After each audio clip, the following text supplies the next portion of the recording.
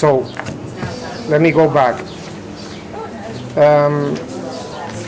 I sent this before coming here. I found the account number of Hacienda.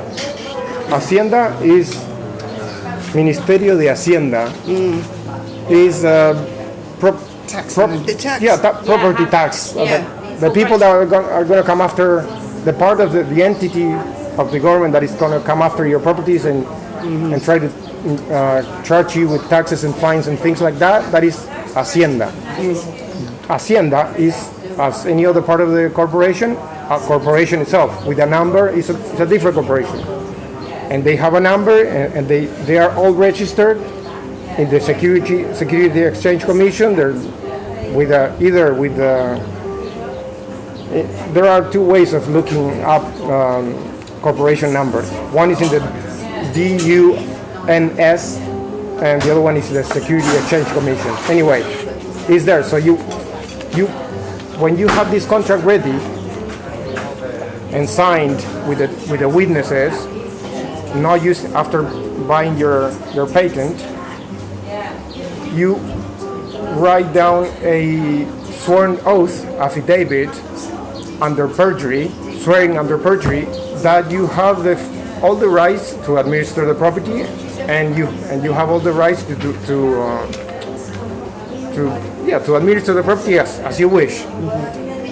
But you are willing to pay whatever Hacienda, whatever the tax office says that you need to pay for whatever reason, if they provide the binding contract with the living man and the corporation, which doesn't exist. And you say, I'm going to pay everything that you guys want me to pay. That in commerce is honorable, and that is equitable, because you are the 20 principles of equity law. The number 4 says, if you want equity, if you want a situation to be equitable, you need to do equity first. In reality, that is translated into you have to give the other party the option to defend themselves, to present their case.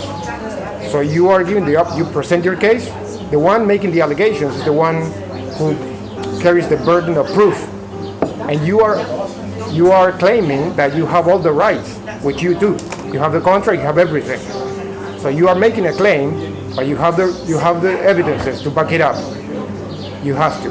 So in your claim, you swear that if you lie, you go to jail. A sworn oath can only be replied with the same kind of document, with a sworn oath as well. The other party has to be willing to go to jail as well if they lie. No one in the government, no government agent or representative is going to sign that, is going to reply that. No one. That's never going to be replied. Now, in Spanish civil law, the due process of law says that if the town hall is small, you have two, that is the definition of acquiescence or tacit acceptance. Small town halls in civil law, in Spanish civil law, they have 2 months to reply to your claim. A big one, a big town hall, they have 3 months. If the town hall hasn't replied in 3 months to your sworn oath, that means acquiescence or tacit consent. They are consenting to your claim that is true.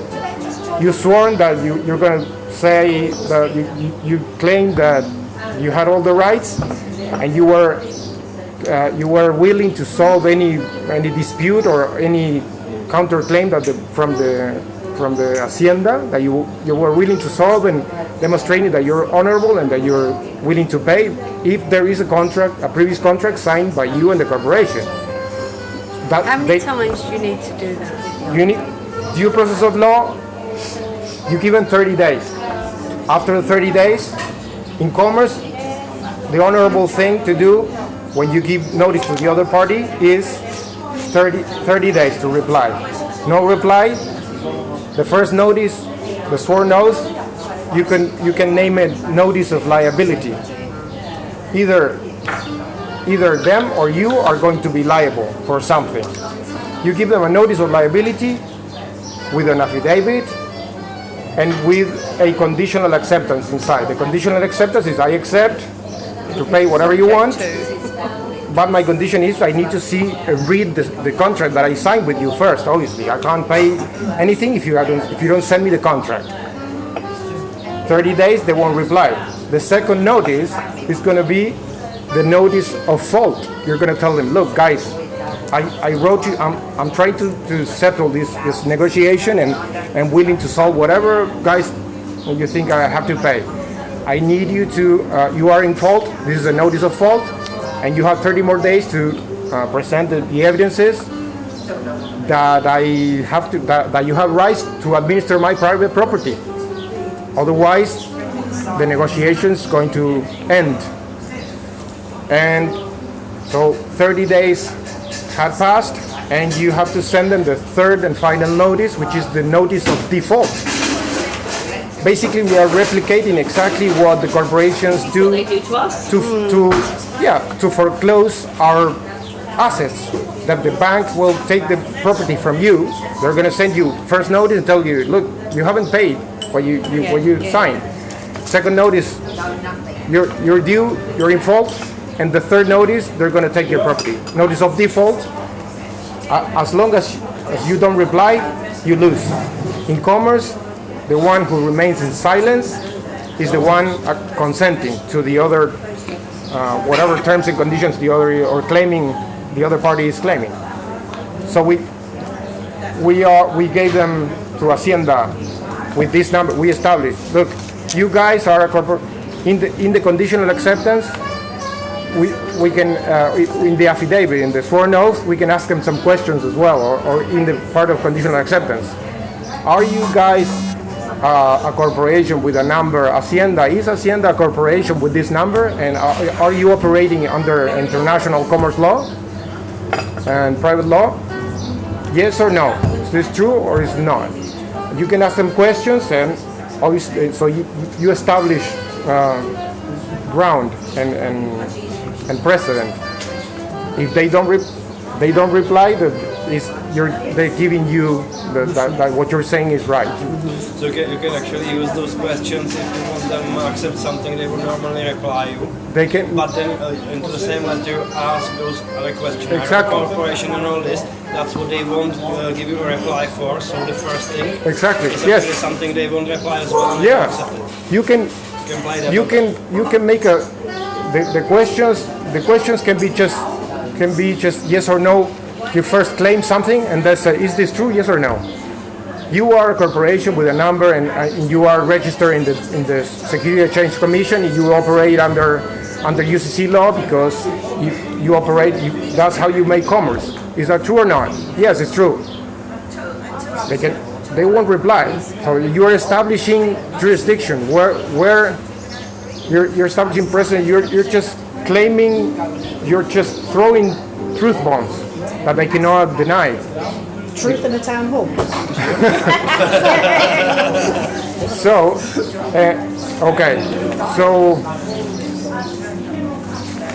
but there are a few things before you start doing that.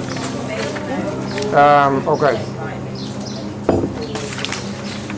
Let's go to the beginning. So, for example, question. I'm in rented property. Rented. I'm not in a position to buy. Yeah. Do I still become a corporation? If you want to rent, what is the question? No, because I'm renting. Oh, you mean you're renting your property to somebody else? Yes. So do I still do this first stage of becoming a corporation so I don't pay the car tax and whatever other tax that's thrown at me? If you want, Oh, that's my question. if you want, yes. If you don't want the first, the beginning is okay.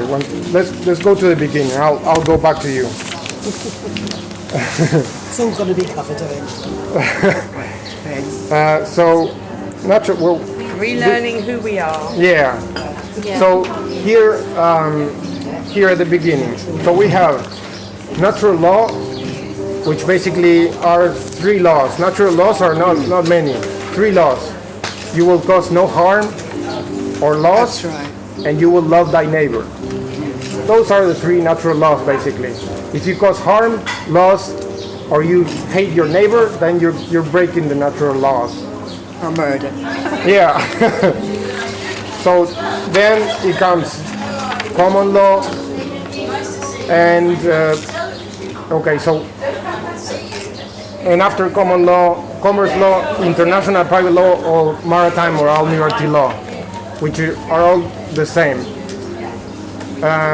So what you want is the first step, it would be to claim the right for self-determination, which is after the World War and World II, the United a few international treaties were established where they give the rising nations the right to self-determine, and